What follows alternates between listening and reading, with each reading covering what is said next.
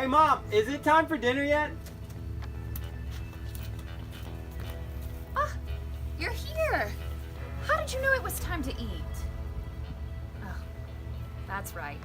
You know, it boggles my mind that you can read my thoughts, but you can't remember to just wash your hands before dinner. You know the rules. If you sit with dirty hands, you get to wash the pots and pans. I know one. And were you born in a barn? Who closed that gate? You know I was, Mother. And Father always said we were a stable family. That boy. Mother, there's something we need to talk about. Well, sure. Are Mary and Martha bothering you again? You know those girls are just... No, it's nothing like that. It's something else. Is it this beautiful chair that you're making? Oh, is it the one for Peter's mother? Oh, she will love this, Jesus. It's beautiful wood. You know, your dad would be so proud of you. I know, it's kind of what I wanted to talk to you about, only not that, Dad. I know, Jesus. You do? Of course I do, you know. You don't have to be a mind reader to know that this was coming. I mean, after the wedding feast, after you gathered up your whole crew and went off to take on the world, I mean, it's time, and this town is too small for you anyway. You know, you've got a world to save. You can't blame me for worrying about my boy. I know, Mom. You've taught me so much. Those stories you told me, I mean, they're more than stories, but there's so much meaning in those stories. They're so powerful, and I keep them all in here. God has prepared me by giving me a mom like you. No matter what happens, I'm gonna be okay. Are you gonna be okay? Of course I am, you know. God's got me this far, and He'll get me the rest of the way. You know, I may just come along with you on some of this journey. There's still some life in these old bones. I know there is, Mom. Well, it's time. I know.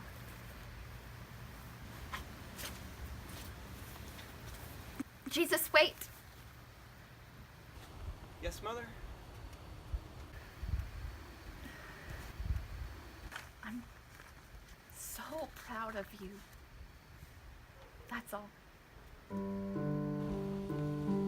Love you, Mom. The Son of God,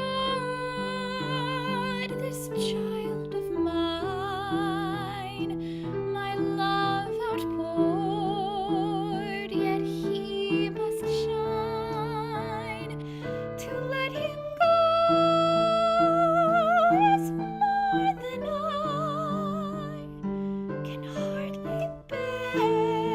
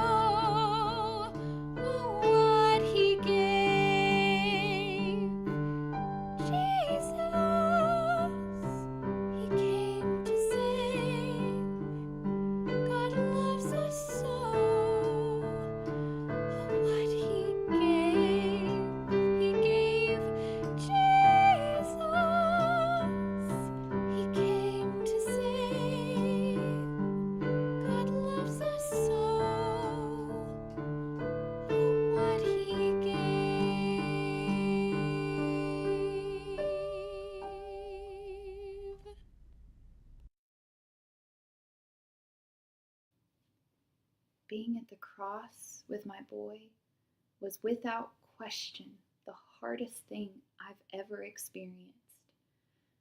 Trusting God that day, I can't even describe how hard that was. But the 3 days after, those were almost harder. Things calmed down. I mean, they really calmed down, which you would think would make it easier. But it's almost like the world was silent, still. I was so scared. I trusted my God. I trusted my son, but I was still so scared. How can you say that? How can that be? How could you be scared if you did believe? I thought that faith meant you were brave. Oh, goodness, that's not what brave means. Brave means believing and trusting even when you are scared. That's what makes your faith real. You've read in our people's scriptures where the prophet Isaiah wrote, "They that wait upon the Lord." Well, let me tell you, those 3 days seemed like 1,000. But then, something truly amazing happened.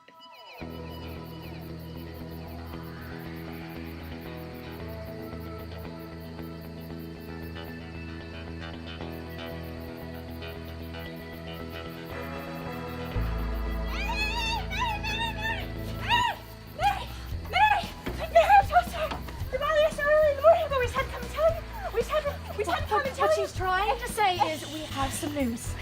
Yeah. Yes? Yes. This morning, we were on our way to bring spices to Jesus' tomb, and before we got there was an earthquake. Yes, I felt that. Yes, and when we got there, and the guards, they were dead. Oh, they were not dead. They were dead. They were dead. It's fine, they were dead. They were, okay, we got there and we stepped over the dead guards and we got to the door of the tomb and it was open. It was open. It was open. It was open. It was open. The third day. I know. So we leaned in to see what was happening and there was the linen. And it was the linen that the owner of the tomb wrapped him in and took him off the cross. And it was the same cloth. And my first thought was, why would someone take him and leave the cloth? That's just gross.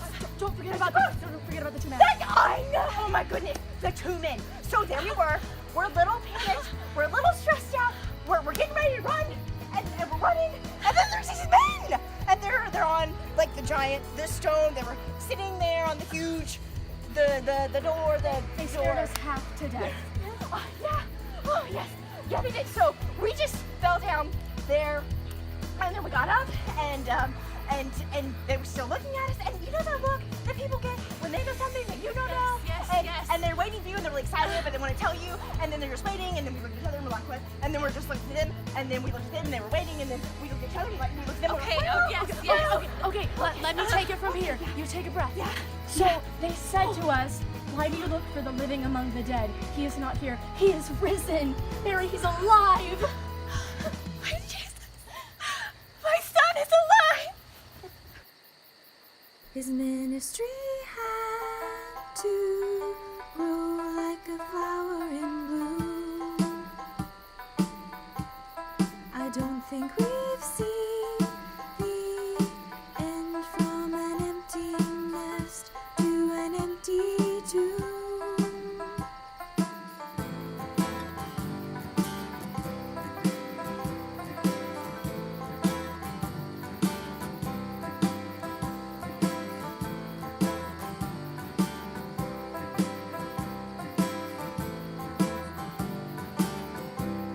It doesn't make sense now.